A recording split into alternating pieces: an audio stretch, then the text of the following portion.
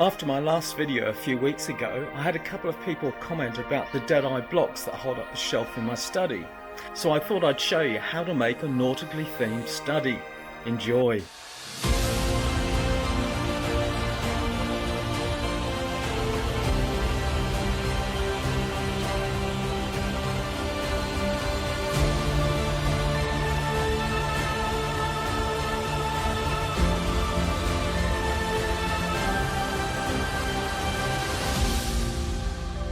Well, how to go sailing when you're not actually on the boat? Well, this is what I did. We didn't want anything permanently stuck on the walls in case we sold the house. Have you ever tried to strip wallpaper? It's very messy. So I decided to use a sheet of 6mm custom wood and just glue the images to that using watered down PVA glue. And then covered a lot of them with watered down tea to give it that antique look. There's a lot of maritime Pinterest boards where you can find all the images. I found a YouTube video on someone making wooden pulley blocks for a boat and thought, yep, I want to have a go at that and make some for Kate Louise.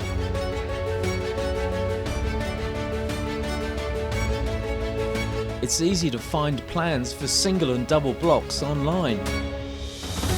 I ended up using some 19mm leftover hardwood decking, downloaded a template, cut out the pieces, and then glued them together with epoxy or a really good waterproof glue. And then the fun part, sanding them to shape. And the quickest way to do this is to use a flap disc on an angle grinder. Once the shape's pleasing to the eye, it's time for the sheath or the wheel that goes in the middle. And it's pretty hard to make a perfectly round wheel out of timber, so I bought some Tufnell blocks. These sheaths are for an 8mm sheet, and that determines the size of the block. And a 6mm brass rod to be used as a pin. And a good soaking in linseed oil will weatherproof them. Varnish tends to crack and peel. Unfortunately, the blocks didn't fit on the boat. I miscalculated the length between the ends of the stays and the deck, and there just wasn't enough room for 2 blocks and some sheeting. So now they're put to good use with a hanging chair on the deck. I also made some antiqued larger blocks out of old fence posts, but they're really just for decoration. Next it was spoon carving. Give it a go, it's very therapeutic. And then I wanted to have a go at making some half holes. So for my first attempt, I downloaded some plans from the internet, you can find these all over the place, scaled it up to size, and then I think I used 6mm ordinary ply to cut out the pieces and glue them together. I think it looks quite good. For my second attempt I used hardwood and made it a lot bigger. But this time I had the layers going horizontally rather than vertically.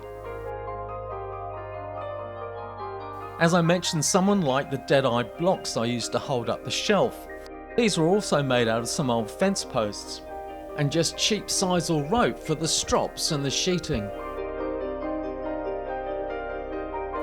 The Oregon shelves come from an old TV cabinet we used to have. Remember TV cabinets? That's before flat screens. Not really that long ago. A termite-riddled tree came down in the backyard. I kept the nest, looks quite interesting. It's sort of a sculpture.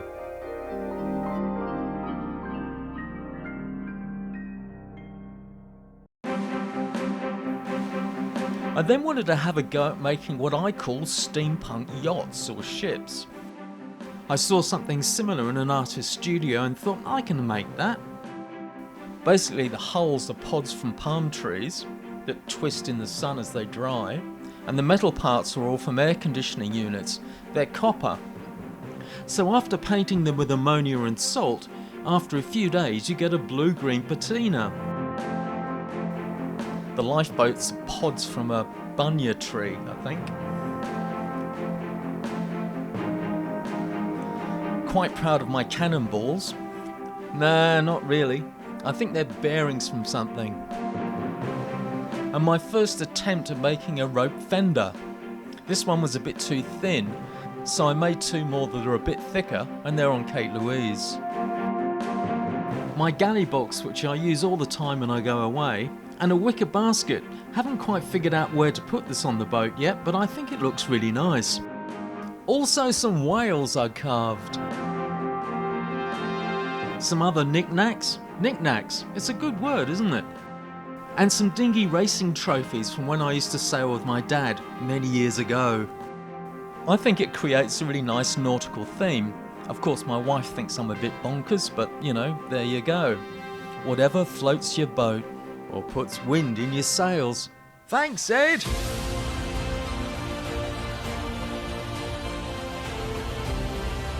So there you go, with some old weathered wood, some repurposed treasures and lots of rope. You too could add some nautical flair to your space. I know it's not sailing, but I will be out on the water again soon. I'm Paul, I hope you enjoyed the video and thanks for watching. See you next time on Sailing Kate Louise.